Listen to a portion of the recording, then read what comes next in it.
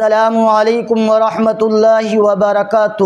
رمضان المبارک کا مقدس مہینہ چل رہا ہے اور مبارک بہاریں چل رہی ہیں، اور رمضان کا یہ آخری عشرہ بھی شروع ہو جائے گا، اور اس آخری عشرے میں ایک اہم ترین عبادت اعتکاف کی عبادت ہے۔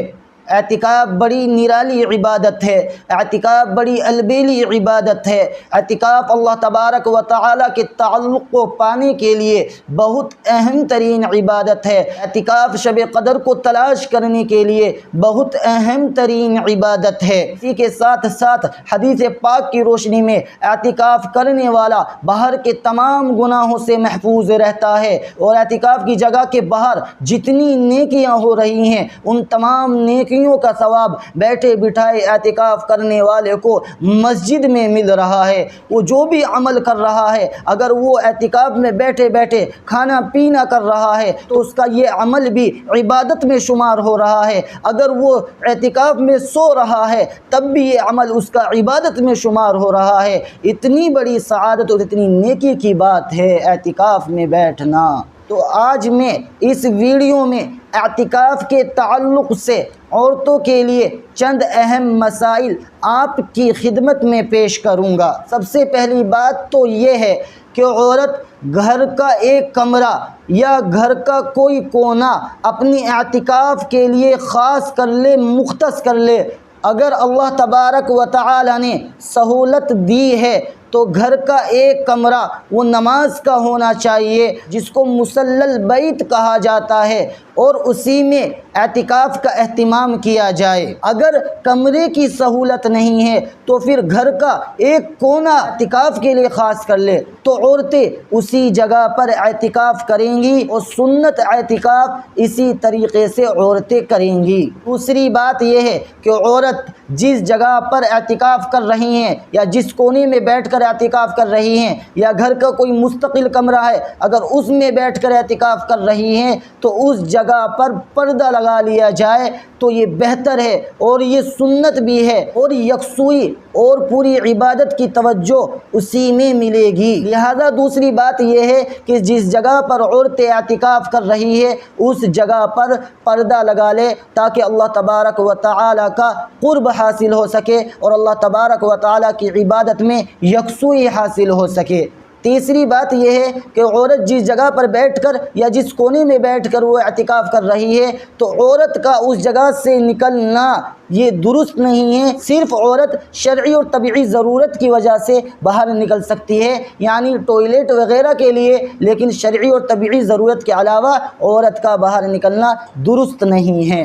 چوتھی بات یہ ہے کہ عورت جو اعتکاف میں بیٹھی ہے اگر اس کو حیض شروع ہو گیا تو اب اس کا اعتکاف ٹوٹ جائے گا، کیونکہ اعتکاف کرنے والے کے لیے روزہ شرط ہوتا ہے۔ جب اس کو حیض آ جائے گا تو اس کا روزہ ٹوٹ جائے گا، اور جب روزہ ٹوٹ جائے گا تو اس کا اعتکاف بھی ٹوٹ جائے گا۔ تو لہٰذا چوتھی بات یہ ہے اگر عورت کا اعتکاف کی حالت میں حیض آ گیا تو عورت کا اعتکاف ٹوٹ جائے گا۔ پانچویں بات یہ ہے کہ عورت کھانا پکانے کے لیے بھی باہر نہیں نکل سکتی۔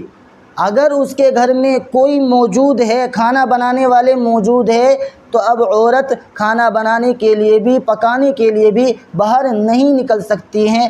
ہاں، وہ البتہ اتنا کر سکتی ہے، کھانے کا سامان تیار ہوتا ہے، اس کھانے کے سامان کو تیار کر سکتی ہے اعتکاف کی جگہ بیٹھے بیٹھے، یعنی پیاز وغیرہ کاٹ سکتی ہے، مرچ وغیرہ کاٹ سکتی ہے، سبزی وغیرہ کاٹ سکتی ہیں۔ تو یہ سارے سامان وہ کھانے بنانے کے، پکانے کے، وہ تیار کر کے اعتکاف کی جگہ بیٹھ کر دے سکتی ہے۔ اگر اس کے گھر میں کوئی پکانے والا، کھانے بنانے والا موجود نہیں ہے تو اب وہ اتنا کر سکتی ہے کہ جہاں وہ اعتکاف کر رہی ہے اپنے گیس چولہے کو اسی جگہ پر رکھ لے، وہیں اعتکاف کی جگہ پر رکھ لے، وہ وہیں بیٹھے بیٹھے کھانا پکانے کے کام کو انجام دے لے، تو یہ اس کے لیے گنجائش ہے۔ چھٹی بات یہ ہے کہ چاہے مرد ہو یا عورت ہو، وہ فرض غسل کے علاوہ کوئی بھی اعتکاف کی جگہ سے باہر نہیں نکل سکتا۔ نہ مرد حضرات مسجد سے باہر نکل سکتے ہیں غسل کرنے کے لیے، نہ عورتیں فرض غسل کے علاوہ اپنی اعتکاف کی جگہ سے باہر نکل سکتی ہیں،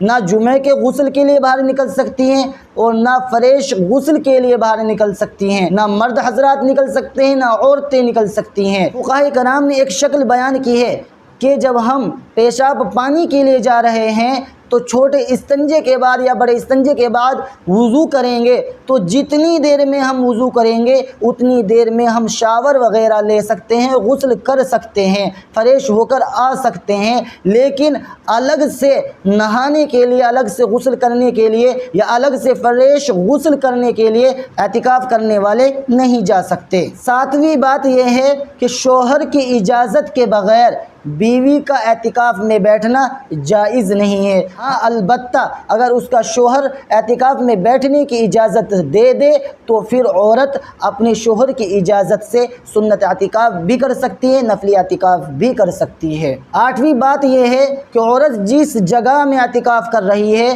اب دوسری جگہ تبدیل نہیں کر سکتی۔ جس جگہ میں وہ اب اعتکاف کر رہی ہے اسی جگہ میں اس کو اپنا اعتکاف پورا کرنا ہوگا، دوسری اعتکاف کی جگہ بدلنا اس کے لیے جائز نہیں ہے۔